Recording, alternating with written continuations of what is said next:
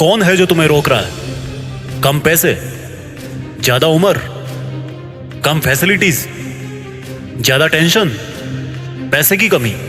नवाजुद्दीन सिद्दीकी के बारे में जानते हो? उनके पास भी पैसे नहीं थे। 4-5 साल रात में जग जग के वॉचमैन की नौकरी करी थी।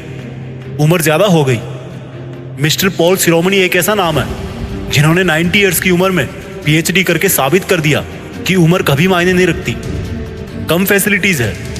हमारी missile man doctor APJ Abdul Kalam अपने पापा की हेल्प करने के लिए साइकिल से अखबार बांटा करते थे। ज्यादा टेंशन है। तुमसे कई गुना ज्यादा टेंशन तुम्हारे माँ बाप करते हैं। तुम खुद ही अपने आप को रोकने वाले हो। तुम खुद ही अपने आप को रोक रहे हो। अगर तुम्हारे सामने वाले के पास तुमसे ज्यादा पैसा है, कार है, सफलता है, नाम है, तो उससे जलने की जरूरत नहीं है, क्योंकि वो बंदा डिजर्व करता है। उसने अपनी जिंदगी में चलते हुए तुमसे ज्यादा पैर घिसे हैं।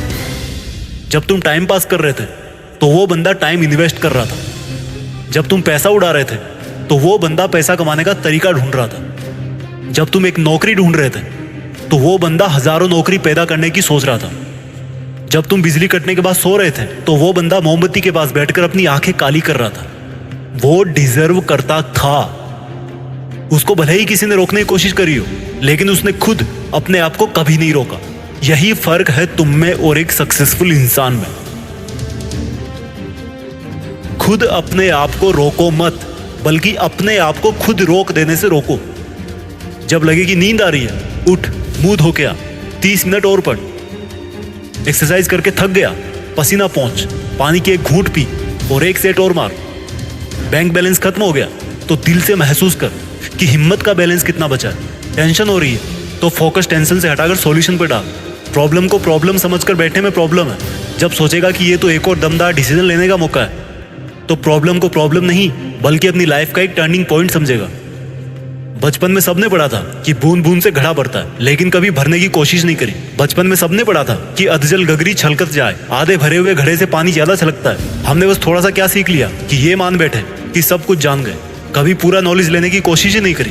बचपन में सबने सीखा था कि आलस्य कुतो विद्या, आलसी आदमी कुछ नहीं सीख सकता, और जब सीख ही नहीं सकता तो करेगा क्या। इस दुनिया में कुछ बड़ा करने के लिए आपको बिल्कुल ब्रांड न्यू करने की जरूरत नहीं है, उसी को नए तरीके से करके दिखाओ। फर्क काम में नहीं, तरीके में होता है। फेल होने वाला स्टूडेंट भी वही बुक्स पढ़ता है, टॉप करने वाला स्टूडेंट भी वही बुक्स पढ़ता है, लेकिन उनका तरीका अलग होता है, और तरीका आता है सीख से। इसलिए सीख और कुछ बड़ा कर। देश में अपना नहीं बल्कि दुनिया में देश का नाम कर। जय हिंद, वंदे मातरम।